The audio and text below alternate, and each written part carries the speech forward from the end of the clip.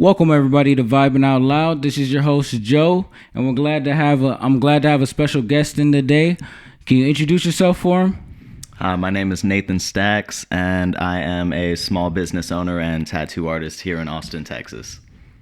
Okay, cool. So, how long you been doing tattoos here?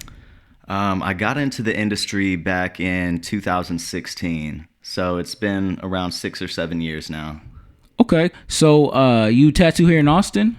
Yeah, I started back when I was in Houston, but I've moved here to Austin, Texas. Okay. So, what is it that I'm always curious myself, like, so for a tattoo artist, what is it that changes the line where you go from I'm drawing on a piece of paper to drawing on skin to knowing that you're going to draw on skin permanently? Right. And also, like, I feel like it's got to be trumped up, like the critique when you tattoo on somebody's actual body. Like, you can't mess up. You got to be real precise. So let's dig a little bit into that. Yeah, no, you're definitely right. I mean, the anxiety for a lot of people from moving to paper to skin, at least for me. I mean, I know some people, they kind of just jump into it, especially nowadays. I feel like a lot of people are kind of picking up tattooing as a hobby and not really taking it as seriously.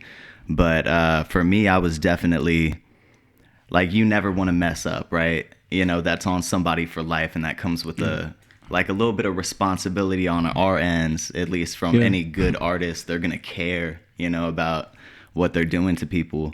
But for me, really what got me into it was it was kind of a side hustle for me. I mean, I did art my whole life, and when I was in college, it was just kind of a side hustle for me. What'd you start with?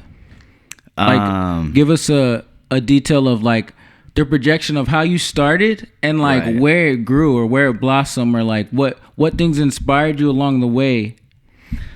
Well, okay, so I've been doing art my whole life. I had a lot of my friends, like, back when I was in high school and stuff, they were like, hey, like, you should be a tattoo artist and stuff. And for me, I ended up going to college. So I didn't really think that I was going to end up being a tattoo artist. It always infatuated me, like, the whole industry. I started getting tattoos when I was 16. Like, before I could even walk into a shop, I was like, where can I get them? Like, you know. Yeah. But yeah, I was I want to say 22. So what's the first thing you drew? First thing I ever drew, man, I don't even know. I think the oldest memory, it was probably like me and my sister, like, Saturday morning cartoons, like, sitting there drawing Pokemon. Like, that was definitely, like, one of my oldest memories drawing. When I got more into, like, tattoos though, and started drawing tattoo designs, I was really into, like, traditional stuff. But I guess I just kind of wanted to start at that simple tier before I took on anything, you know, crazy. Yeah. And so, like, as you age, is that when it kind of went from, you know, drawing characters to, like, actually, well, I guess it's still drawing caricatures, I suppose, right. And an extent, but yeah, when did that change, or when would you say there was a conscious decision where, like, you know? I mean, there was a lot of variables in play. It wasn't even, like, just the art. But I think, like, when I really decided to do this, it was a Friendsgiving one year me and my friends had, and that night at midnight, when all the Black Friday deals are going on, one of my homies texted me and was like, bro, you got to check out these kits. They were like 75 or 80% off or something. And I ordered one. And I actually practiced on myself first. And I did like maybe 1 or 2 pieces on myself. And they weren't bad. And I mean, I had been getting tattoos for, 5 or 6 years at this point. So I had a decent idea of what they should look like. And those like weren't permanent, or they were permanent. Yeah. No, I was going at it. I was just, I was completely self-taught. I did it a little bit of an unconventional way. You find a lot more people doing it this way nowadays. I think that there are definitely some older artists or more traditional artists in the industry that might kind of, shun that kind of coming up in the industry. But honestly, like if you got a dream, just chase it, take it seriously, and immerse yourself in it and really try to learn the craft. But don't let people try to knock your grind just because they took the hard way and you're choosing to do it on your own. Like everybody can make it if they just try, Definitely. I feel it. That's why I invited you in, because I saw the optimism, and that's a lot of things that I think people today, they don't really get projected the image of actual optimism, happiness, inspiration, and stuff like that. So I just want to project that to everybody in the public and everything like that. So let's end on this craziest tattoo story. Craziest or most interesting story that you would give us. You mean like craziest tattoo I've ever seen, or just craziest story behind it? Craziest story behind it, like just something that's interesting that you think's worth telling. And then you can let everybody know just where they could come, since you're doing tattoos right now, so where they can come to find you. You know what I mean? Get a tattoo as well. Okay, got you.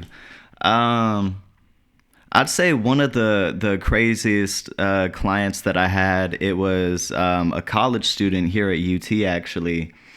And most people, they'll go through, years, decades even, collecting their, tattoos and whatnot. I think when I met this kid, he was doing his last year in college before he moved from Austin. So he was like, look, I just want to get hit up before I go. He had like a tattoo maybe about this big when we started, and in a span of like 8 months, I think we did like both his ribs, both his thighs, and his entire back. Just like... Do you think they're addictive a little bit?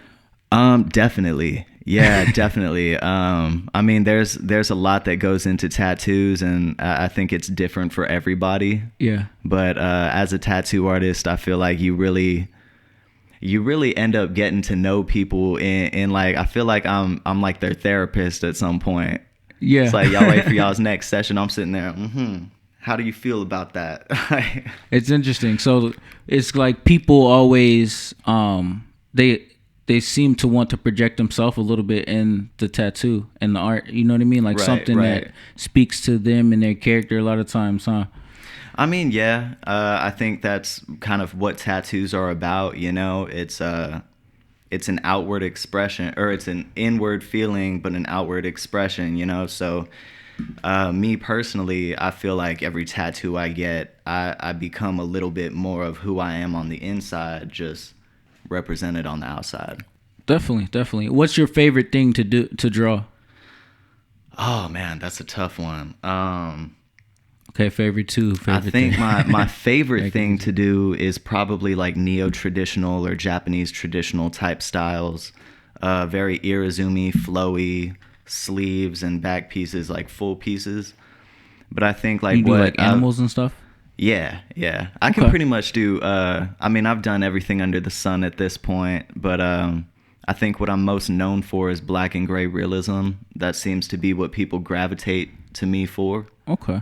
Yeah. Black and gray realism. I have to look that up.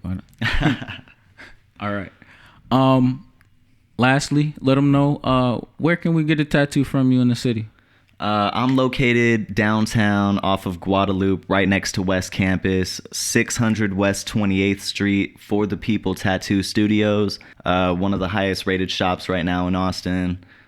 All right. It's Joe aka the Thinking Man. We're checking out for Vibing Out Loud. Everybody take care. Have a good, blessed day.